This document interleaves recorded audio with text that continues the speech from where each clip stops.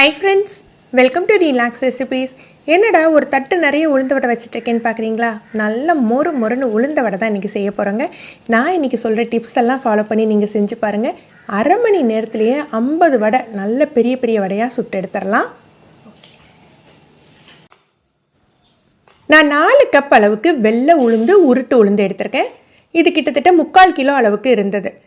உளுந்து வாங்கியில் எப்போதுமே இட்லி தோசைக்கு அரைக்கிறதுக்கோ வடைக்கு அரைக்கிறதுக்கோ புது உளுந்து கேட்டு வாங்கிக்கிட்டீங்க அப்படின்னா உவரி நல்லாயிருக்கும், கணிசமாக வடை கிடைக்கும். இதில் 3/4 கப்பு போல் அரிசி சேர்த்துக்கணும். நான் இன்றைக்கி இட்லி அரிசி தான் சேர்த்துக்கிறேன். இதுக்கு பதிலாக நீங்கள் பச்சரிசி கூட சேர்த்துக்கலாம். பச்சரிசி சீக்கிரமாக ஊறி வரும், இட்லி அரிசி கொஞ்சம் டைம் எடுத்துக்கும். இதை நல்லா கலந்துட்டு நல்லா கழுவிக்கலாம். கழுவி தண்ணி விட்டு ஊற வச்சிடணும். சில பேர் சொல்லுவாங்க அரை மணி நேரம் 1 மணி நேரம் ஊறினாலே போதும் அப்படின்ட்டு. நான் 3 மணி நேரம் ஊற வச்சுப்பேன். எவ்வளோ தூரம் ஊறுதோ அந்த அளவுக்கு நமக்கு கணிசம் கிடைக்கும். அதுக்காக நீங்கள் ஓவர் நைட் ஊற வைக்கக்கூடாது, வடை எண்ணெய் குடிச்சிடும். இதை நம்ம கிரைண்டரில் போட்டு அரைச்சிக்கலாம். கிரைண்டர்லேயோ நீங்கள் மிக்சிலேயோ போட்டு அரைச்சிக்கலாம். மிக்சியில் அப்படிங்கிற உங்களுக்கு வடை நல்லா வரும், கணிசம் இருக்காது, அளவு கம்மியாக தான் கிடைக்கும். கிரைண்டரில் நிறைய கிடைக்கும். இதில் இன்னொரு டிப்ஸ் என்னென்னா, வடைக்கு அரைக்கையில் தண்ணியே விடக்கூடாது, கட்டியாக அரைக்கணும் அப்படின்னு சொல்லுவாங்க. அப்படி கிடையாது. கண்டிப்பாக தண்ணி தெளித்து அரைங்க. நம்ம இட்லி தோசை மாவுக்கு அரைக்கிற மாதிரி நிறைய தண்ணி ஊற்ற வேண்டாம். நடுவில் ஒரு கைப்பிடி தண்ணி தொளிச்சுக்கோங்க. தண்ணி தொளித்து அரைக்கையில் தான் பார்த்திங்கன்னா உங்களுக்கு நல்ல உளுந்து அரைப்பட்டு மாவு நல்லா கிடைக்கும். அதே மாதிரி வடை மாவை உருட்டி நீங்கள் தண்ணியில் போட்டிங்கன்னா மிதக்கும், அதுதான் பதம் அப்படின்னா. உளுந்த மாவு எப்போ தண்ணியில் போட்டாலுமே மிதக்குங்க. நம்ம அதை அளவாக எடுத்துக்கக்கூடாது, அதை கணக்காக எடுத்துக்கக்கூடாது. மாவை கையில் எடுத்து பாருங்கள். நீங்கள் பிகினராக இருந்தால் கிரைண்டரை அணைச்சி வச்சுட்டு மாவை கையில் எடுத்து பாருங்கள். அந்த குருணை தட்டுப்படக்கூடாது. வடையோ உளுந்தோ இல்லை நம்ம போட்ட அரிசியோட குருணையோ தட்டுப்படக்கூடாது. அதே மாதிரி மாவை தொடையிலேயே உங்களுக்கு வெண்ணெய் மாதிரி இருக்கணும், நல்ல லைட்டாக இருக்கணும். ஒரு 10 நிமிஷத்துக்கு மேலேயே ஆகும். நம்ம போட்டிருக்க அளவுக்கு 15 நிமிஷம் தாராளமாக ஆகும். இந்த மாதிரி எடுத்துட்டு கையிலேயே அது மாதிரி ஹோல் போட்டு நீங்கள் மாவு போட்டு பாருங்கள். சூப்பராக விழணும். இதுதான் பதம். நீங்கள் கிரைண்டரை அணைச்சி வச்சு இப்படி செக் பண்ணிவிட்டு கூட நீங்கள் எடுத்துக்கலாம். மாவு ரெடி ஆகிட்டு நீங்கள் மறுநாளைக்கு தான் செய்ய போகிறீங்க அப்படின்னா எதுவுமே மிக்ஸ் பண்ணாமல் அப்படியே ஃப்ரிட்ஜில் எடுத்து வச்சுக்கோங்க. செய்கிறதுக்கு அரை மணி நேரம் முன்னால் எடுத்து வச்சுருங்க. செய்ய போகையில் தேவையான அளவுக்கு உப்பு சேர்த்துக்கலாம். 1 டீஸ்பூன் அளவுக்கு உப்பு சேர்த்துக்கிறேன். உப்பு நீங்கள் மிக்ஸ் பண்ணி டேஸ்ட் பண்ணி பார்த்து கூட சேர்க்கலாம். வெங்காயம், கருவேப்பிலை, நான் மல்லியெல்லாம் சேர்க்க மாட்டேன். வெங்காயம் கருவேப்பிலை சேர்த்து கட் பண்ணி வச்சுருக்கேன். வெங்காயத்தை கையால் நல்லா நொறுக்கி விட்டு தான் சேர்க்கணும். ஏன்னா கொஞ்சம் கட்டி கட்டியாக இருக்கும், ஒரு 2-3 பீஸ் சேர்ந்த மாதிரி இருக்கும். அது வடையில் அங்கங்கே தங்கிடும். கையால் நல்லா பிசைஞ்சு விட்டுட்டு மாவில் சேர்த்து மிக்ஸ் பண்ணிக்கோங்க. இதை மிக்ஸ் பண்ண பிறகு தான் பச்சை மிளகாய் இஞ்சி சேர்த்துக்கணும். ஏன்னா பச்சை மிளகாய் இஞ்சி காரத்தன்மை உள்ளதுனால நீங்கள் முதலே சேர்த்திங்கன்னா கை எரியும். வெங்காயம் நல்லா சேர்த்து கலந்த பிறகு இது எல்லா இடத்துலையும் பரவுற மாதிரி சேர்த்து விட்டுக்கோங்க. பிகினர்ஸ் எப்படி செய்யலாம், ஈஸியாக பண்ணலாம் அப்படிங்கிற டிப்ஸையும் அந்த மெத்தடையும் இதில் இன்க்ளூட் பண்ணியிருக்கேன். கையில் தண்ணியை தொட்டுட்டு மாவை ஓரமாக எடுத்து உருட்டினீங்க அப்படின்னா நல்ல பந்து போல் வருங்க.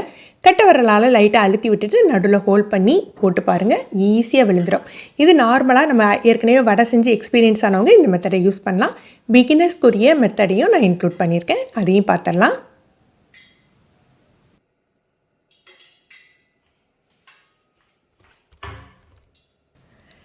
வடை செய்கிறதுக்கு பார்த்திங்கன்னா எண்ணெய் நல்லா காஞ்சிருக்கணும். சூடான பிறகு மீடியம் ஃப்ளேமில் வச்சுக்கோங்க.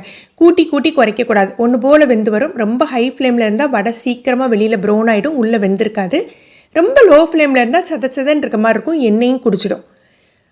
முதல்ல நீங்கள் ஸ்டார்ட் பண்ணுறீங்க, பிகினராக இருந்தால் சில்வர் சட்டியில் போட்டு பண்ணாதீங்க. இரும்பு கடாயோ இல்லை நீங்கள் அதிகமாக புழங்கியிருப்பீங்க பாருங்கள், அந்த புழங்கின கடாயாக எடுத்துக்கோங்க.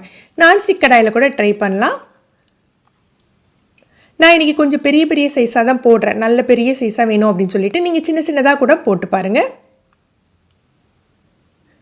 கையில் ஒவ்வொரு தடவையும் நீங்கள் தண்ணி தொட்டுக்கிறதுனால கையில் ஒட்டாது, சட்டுன்னு எண்ணெய் சட்டியில் விழுந்துடும். நம்ம தூக்கி விடணும்லாம் இல்லை, அதுவே மேலே பொரிஞ்சு வந்துடும். எண்ணெய் பதமான சூட்டில் இருந்தால் ஒரு பக்கம் நல்ல கோல்டன் கலர் வந்தாக்கில் இன்னொரு பக்கமும் லைட்டாக திருப்பி விட்டுட்டு நல்ல மொறுன்னு ஆனாக்கில் நம்ம எடுத்துடலாம்.